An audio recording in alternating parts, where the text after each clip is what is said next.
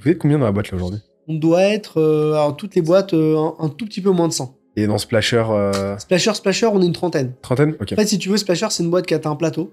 Ok. Alors, quand je parle de Splasher uniquement, je pense qu'on devait être le même nombre ou un peu plus, parce qu'à l'époque, je comptais Splasher Sparkle, donc on devait être comme ça. Et ça a atteint un plateau dans le sens où, à un moment donné, on était un des pionniers dans le stack content. On a lancé ça il y a quelques années. Les formats UGC, personne connaissait. On en parlait déjà il y a 5 ans. Et au bout d'un moment, tu as plein d'annonceurs avec qui tu as bossé et tu atteins une limite de croissance. Donc déjà, sur notre produit, initialement, le snack content vidéo pour les campagnes médias, on a atteint une limite. Ce qui fait que c'est plus dur de faire de l'acquisition. On est toujours en croissance, mais on croît beaucoup moins vite qu'un Sparkle qui est sur TikTok, tu vois. Là, t'es plus en multiple, t'es en pourcent. C'est ça? Exactement. Je suis en pourcent. Donc en fait, il y a des boîtes qui grossissent plus ou moins vite que d'autres. Sparkle, c'est devenu un peu plus gros, tu vois. Et après, les boîtes Blink, c'est une vingtaine de personnes, et Arke, c'est 10 personnes pour arriver à peu près à la centaine. Okay. Donc non, c'est beaucoup de management, beaucoup de kiff aussi, parce que c'est un plaisir de se retrouver le matin dans une boîte où il y a du monde, tu te dis putain, j'ai fait tout ça. Et comme je t'ai dit, on fait quand même très attention au coût. Donc on n'est pas là en recruter pour recruter. On est quand même une boîte qui est très rentable. En tout cas, dans la rentabilité, on essaie de garder cette rentabilité pour pouvoir réinvestir, acheter des boîtes, développer l'entreprise. C'est notre enjeu numéro 1.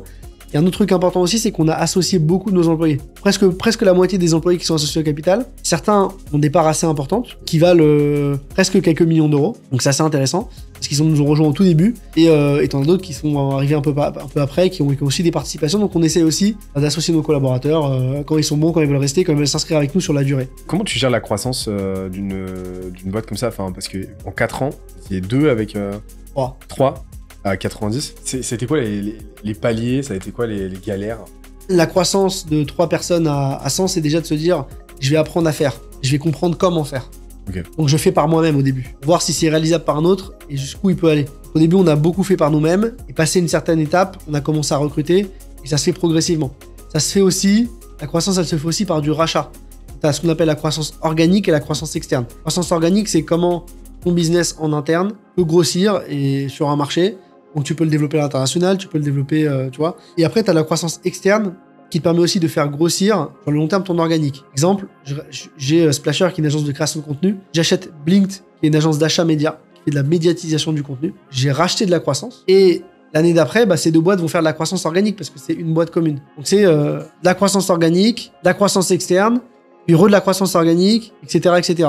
Et la croissance externe, en fait, c'est soit consolider une offre existante. Donc, je suis gros sur un marché, je veux racheter un concurrent, je veux racheter un acteur qui est intéressant. Soit je veux racheter une boîte qui fait pas comme moi et qui va pouvoir me permettre de grossir mon organique. Donc, c'est aussi beaucoup de croissance externe et de lancement de nouvelles boîtes aujourd'hui. Et c'est vrai que par rapport à il y a quelques années, c'est un point important. Il y a quelques années, c'était...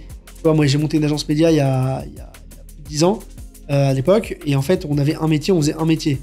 Pendant presque 6-7 ans on a fait le même métier. Aujourd'hui le marché va tellement vite, il y a tellement de réseaux sociaux, de nouveaux canaux, que on a dû monter Sparkle parce qu'il y a TikTok qui est arrivé, le contenu organique comme ça, court, etc. Et ça a changé même les snacks qu'on faisait initialement, avec la notion de créateur de contenu qui est apparu, donc fait de produire du contenu beaucoup moins cher, etc. Donc en fait il y a tellement de chamboulements dans le marché. Les IA, tu vois, aujourd'hui tu peux traduire une vidéo de français à l'anglais. Je sais pas si t'as vu hier la vidéo de Trump qui parlait français, tu l'as pas vu celle-là? Non, je l'ai pas vu. C'est une interview de Trump qui parle français, donc tu peux en fait prendre une personne, garder sa voix, et, alors que nous, Splasher, on vend quand même des déclinaisons avec des comédiens et des doublages de voix et tout. Ça, c'est un métier qui meurt, on passe par l'IA. Donc il y a tellement de chamboulements sur ton marché que ça va tellement vite que pour grossir, t'es obligé de créer des nouvelles offres, acheter des boîtes, créer toi-même tes propres offres et grandir. Tu peux plus te contenter que de faire qu'un seul métier et être focus comme tu le faisais à l'époque. Je prends l'exemple, c'est sur les SaaS aussi, si je vais sur ta typologie de client, tu vois, t'as un mec qui monte un SaaS de sous-titrage automatique. Demain, t'en as 50 qui vont pouvoir le faire facilement, t'as des solutions qui vont être de plus en plus efficaces, des talonnages, etc. Donc il y a tellement d'innovation technologique et de création de nouveaux réseaux. Le monde va tellement plus vite qu'en tant qu'agence, en tant que boîte, t'es obligé de bouger constamment revoir ton offre et de construire de nouvelles pour continuer de grandir. Sinon, c'est impossible de faire de la croissance. Si je comprends bien, peut-être que je schématise un peu trop fort, mais gros, ton signal pour te dire, ok, là, la boîte, elle commence à atteindre son rythme de croisière, et c'est le moment de me concentrer sur la suivante. C'est quand elle passe de croissance en multiple à croissance en pourcent, quoi. Ouais, c'est un peu ça l'idée, ouais. Ok, tant qu'elle va faire x2, x3 d'une année à l'autre, tu dis, ok, bon, bah là, on n'a pas encore atteint le plateau, donc je full focus dessus, j'y vais à fond. À partir du moment où tu commences à faire du plus 50, plus 30, plus 20, ça commence à décroître comme ça. Là, tu te dis, ok, bon, bah là, on commence à atteindre une taille critique, je laisse maintenant grossir, tenir son rythme, mais là, c'est le moment d'aller chercher le prochain relais, quoi. Yes, et on a un CFO aussi qu'on a recruté, qui nous a beaucoup aidé, parce que quand tu montes une boîte, tu te rends pas compte, mais au début, tu te dis, bon, la boîte, elle croit plus, mais en fait, c'est quoi les chiffres? Réellement, c'est quoi les chiffres? Qu'elle croit vraiment plus? Est-ce qu'il n'y a pas un autre problème? Donc, quand tu as un CFO qui est là, et tous les mois, on a un board avec nos investisseurs, parce qu'on a des boîtes qui a racheté des parts de Splasher, qui est un fonds d'investissement. On a fait un LBO il y a l'année dernière. Et du coup, on a un vrai board organisé, et ce board nous permet de nous remettre en question. Sur les chiffres, sur les offres. Donc c'est hyper important aussi de prendre du recul sur son business et de se dire, ok, chaque mois, qu'est-ce que j'ai fait? Où en est le pipe commercial? Est-ce que je vends bien? Est-ce que je vends pas bien? Des fois, un truc tout con, tu vois, pendant 3 ans, on a vendu des packs de 10 vidéos à 25 000 €. Et après, on s'est rendu compte que 25 000 €, on pouvait vendre plus cher parce qu'on n'était pas assez rentable. On est passé à 27,5, puis après à 29. Et arrivé à 29, on avait plus de mal à le vendre. Alors, c'est pas arrivé tout de suite, hein, c'est arrivé 3, 4 mois, 5 mois après. Mais on l'a redescendu à un peu plus bas. Et on s'est rendu compte que finalement, ils se vendaient même plus ce package-là. Donc on s'est dit, il faut créer un autre package d'appels. Parce que le marché, il est dur, on est sur un marché avec une crise, guerre en Ukraine, inflation. On a créé un pack à 20 000, et non plus de 10 vidéos, de 5 vidéos. Donc on a gardé notre rentabilité, on a dégradé juste notre panier de prix d'appel. Et là, on a commencé à redistribuer du pack acting sur Splasher. Donc en fait, c'est tout le temps une gymnastique de comprendre comment réadapter ta boîte et comment on a su qu'il fallait revoir ce package parce qu'on se rendait compte qu'on n'en vendait plus grâce à nos boards. Et on se rendait compte aussi que c'était la BU chez nous qui faisait le plus de marge brute. Donc il fallait absolument que cette BU, elle continue de marcher fort. Donc on s'est dit, on arrête de penser au reste, il faut qu'on crée une offre pour ça, pour relancer cette activité, parce que c'est là où on a une grosse partie de la marge brute, et avec peu d'efforts sur ce business-là, on va faire beaucoup d'argent. À l'inverse, sur Sparkle, on a des frais créateurs, on a une marge brute peut-être moins importante parce qu'il faut payer des créateurs de contenu et tout. Un client chez Sparkle, c'est peut-être 2 chez Splasher, tu vois, l'équivalent en termes de marge brute. Et c'est tous ces mécanismes-là qu'il faut connaître dans ta boîte, des chiffres à connaître pour pouvoir réorienter ton business, réadapter ton offre et itérer tout le temps avec le marché qui évolue. Ça, c'est un vrai argument en faveur. Alors, on est bootstrap et donc on ne compte pas lever, mais en faveur de la levée de fonds, en tout cas en faveur de faire rentrer des investisseurs, quels qu'ils soient, parce que ça te permet d'avoir un advisory board. Et en fait, le truc, c'est que ça t'apporte un truc qui est essentiel en entrepreneuriat. En fait, c'est savoir te poser les bonnes questions pour identifier les bons problèmes. Parce que la stratégie, c'est quoi? C'est identifier les bons problèmes à résoudre à l'instant T. Et le truc, c'est que quand t'as la tête dans le guidon, t'as très vite fait de te concentrer sur des problèmes qui n'ont pas lieu d'être et les regarder sous le mauvais angle. En fait, l'advisory board, le codir là tous les mois, c'est un truc de fou. T'as vu une vraie diff? Ah mais 100%, versus ce qu'on faisait avant, on a identifié plein de problèmes dans la boîte, on a identifié plein de choses à travailler, sur notre BFR, le besoin en fonds de roulement, la trésor, donc on se rendait compte que des fois nos clients ils nous payaient trop en retard et que nous on payait trop vite les fournisseurs, donc je dis bon bah on va payer, on va décaler un peu les... Aujourd'hui, on faisait un calcul, on a plusieurs millions d'euros dehors. Parce que nos clients, en fait, on a des grands comptes en clients qui payent des fois à 60 jours. Donc en fait, si tu veux, il y a une gymnastique quand même à faire pour avoir une trésor suffisante, pour bien gérer ta boîte, pour pas te mettre en danger. On le gère, heureusement.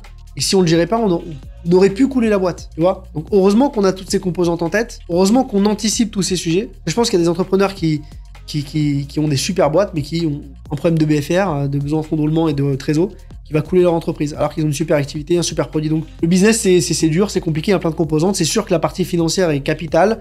On s'en rend pas compte au début parce qu'on maîtrise tout quand même au début.